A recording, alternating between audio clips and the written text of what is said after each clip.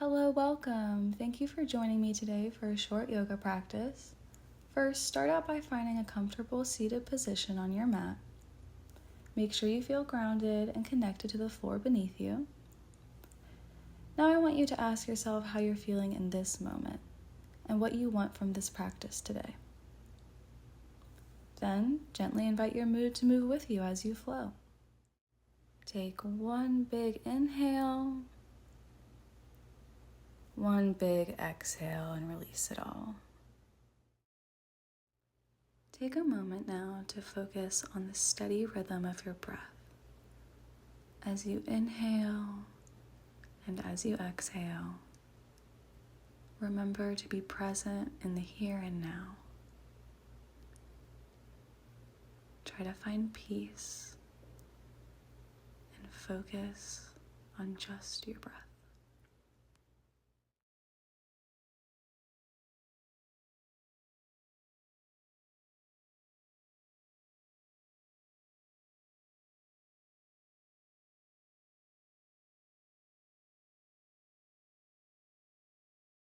You can now start to prepare yourself for a standing position. So when you're ready, go ahead and stand up. Start in mountain pose, and on the inhale, softly bend your knees a couple times and feel your feet on the ground. Close your eyes and locate your inner balance. Take a big exhale. On the inhale, you're going to sweep your arms up overhead, elongating your spine so that you can open your chest as you inhale. Exhale, hinge forward at the hips, reaching towards the ground. You can keep it a little bend in the knees to lengthen your spine. Inhale, halfway lift up. You can place the hands on your legs. Plant your hands into plank position. Slowly lower chaturanga, keeping your elbows by your sides.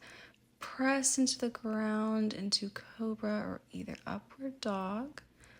On the next exhale, curl your toes, send the hips back into downward facing dog. Take a big breath here.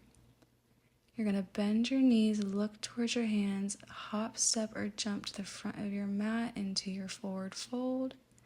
Inhale back to tall mountains, staring at your thumbs, opening your chest. Exhale back to mountain pose. I'm going to repeat that again. So go ahead and inhale, exhale. Inhale, lengthen the spine up. Exhale, fold forward, reaching towards the ground. Inhale, halfway lift up. Exhale, plant your hands, step back into plank pose, slowly lowering. Inhale, press into the ground as you pull your torso up. Exhale as you curl your toes under, sending your hips backwards into downward dog. On the inhale is when you're going to bend your knees and look towards your hands to step to the front of your mat. Exhale into your forward fold. Inhale, big tall mountain. And then release all that with a big exhale back to mountain pose.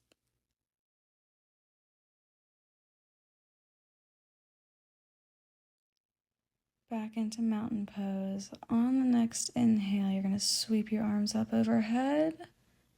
And on the exhale, hinge forward, reaching towards the ground, bending the knees.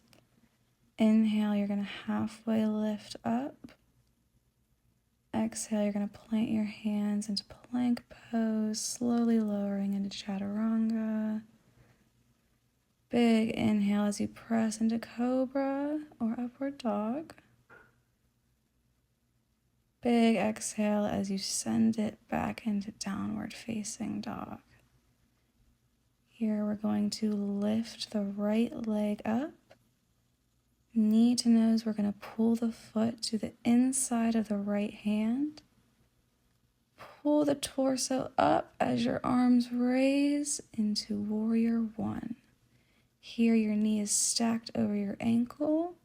Your hips are aligned facing forward. And breathe. Next, we're going to find something to focus on for our balancing pose. So find an object to set your gaze to.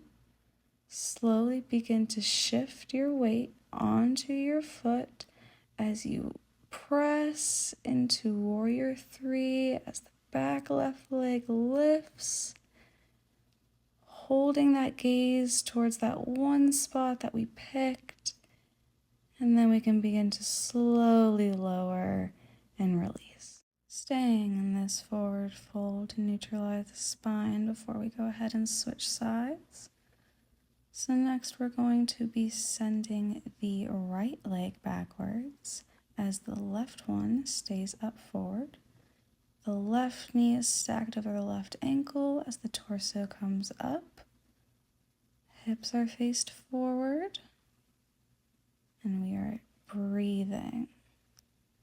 Next, find what you want to focus your gaze on for the balancing pose and begin to start to shift your weight into your left foot, lifting the right leg up so gently as you slowly press into the ground, straightening your body. Maintain your gaze into that one place that you picked. And on the exhale, you can begin to slowly lower that leg and release it all back into a forward fold. And plant your hands. Go ahead and take a big rest into child's pose. I think your spine deserves it.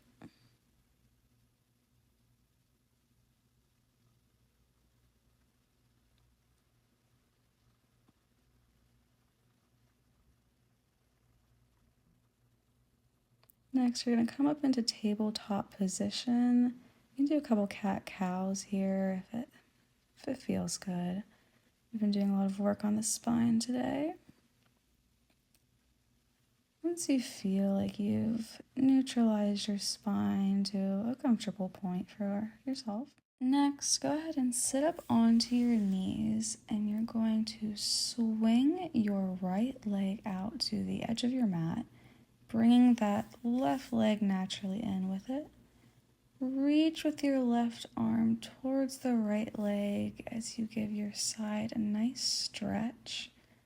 And your right foot is facing the edge of the mat. On the next exhale, you can switch sides, plant that left hand, open your chest, look up towards the sky, towards your right hand. Big breath. When you're ready to come back into your neutral position, you can go ahead and bend that right knee. Send that left leg to the edge of the mat. And go ahead and reach towards the left leg. Take a few breaths here as you stretch. And then when you're ready, you can go ahead and alternate sides, sweeping with your right hand, plant that to the ground, open your chest, look towards your left hand. Big breath here.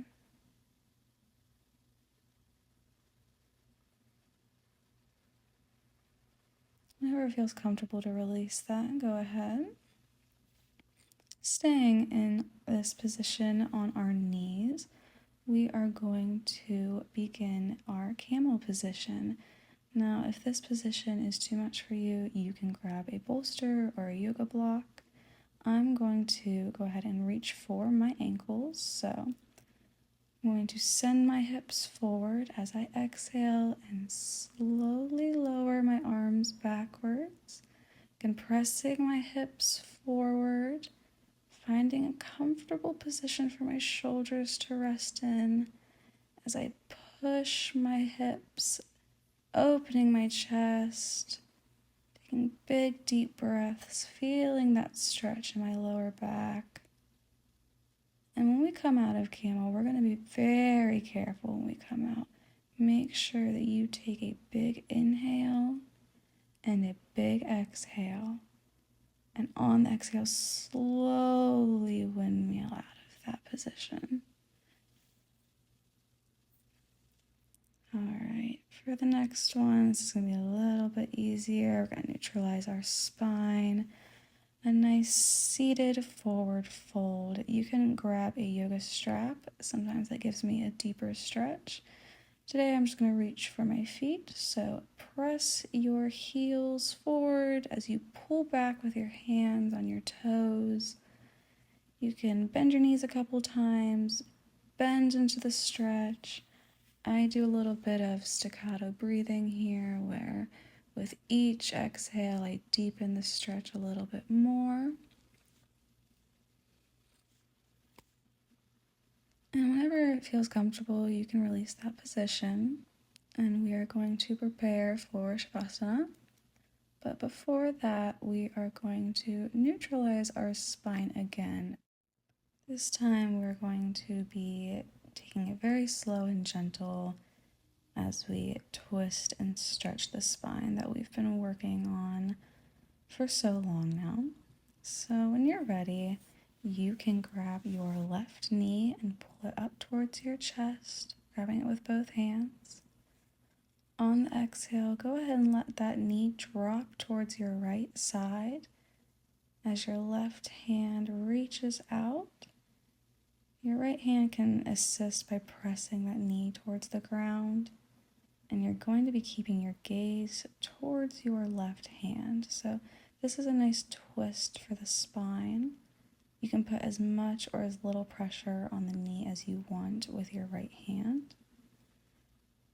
And of course, release whenever it feels comfortable for you. Make sure you pull it back to your chest before letting it go back to the ground.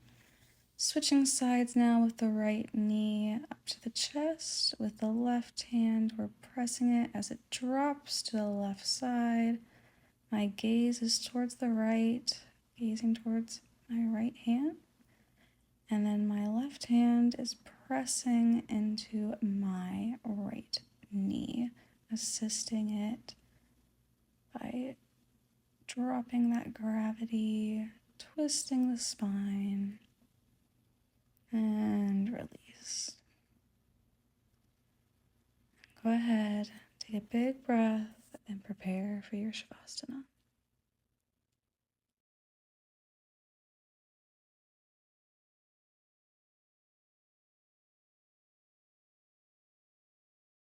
For this guided relaxation, we are going to be visualizing a lot.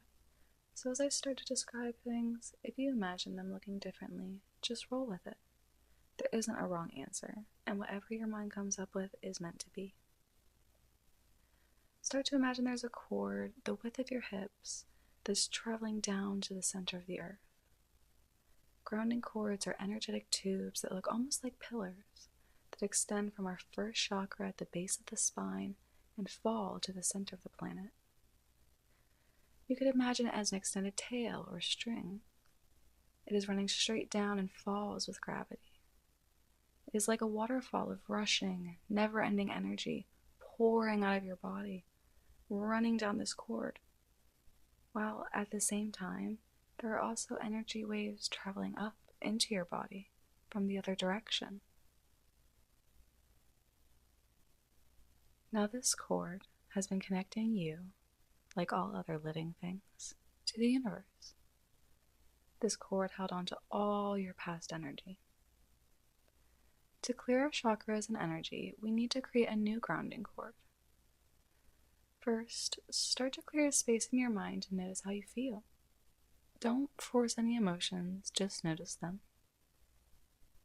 Now you're going to check in with your body. Is there any pain? What does the energy of your current cord do for you? Is it affecting your body, your emotions? What color is it?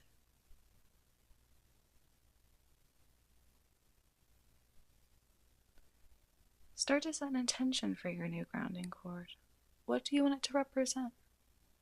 What do you need the Earth's energy to help you with? Could it be more peace or compassion? Could it be less anger and sadness? Maybe you simply need to feel your connection with the Earth again, to center yourself. So now, we're going to cut off that old cord that is connecting us. So imagine that you were cutting it off with a pair of scissors or whatever comes to mind, so that you're no longer connected.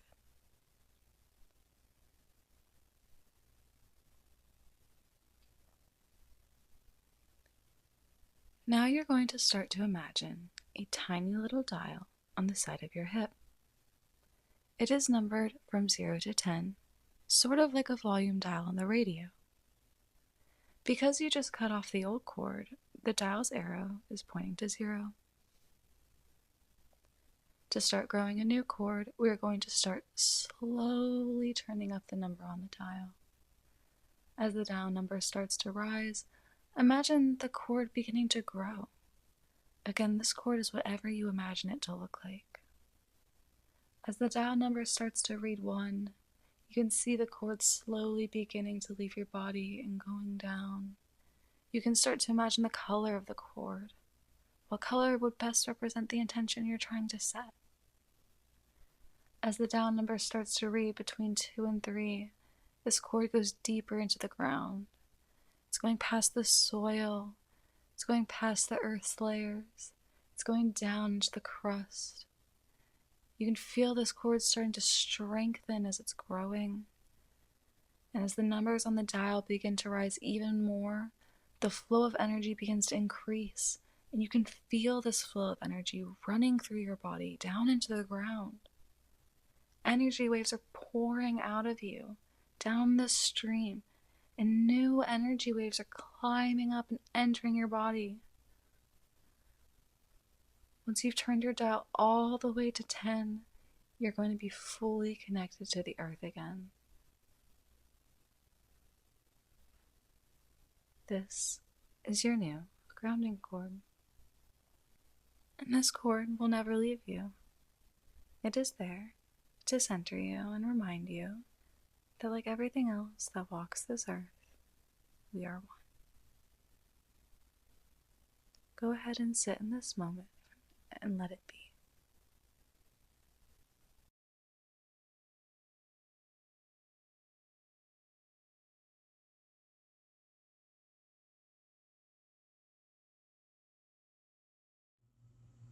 Now slowly begin to wiggle your fingers and toes, and when you're ready, bring yourself into a sitting position. Bring your hands to your heart and take a moment. The light in me honors the light in you. Namaste.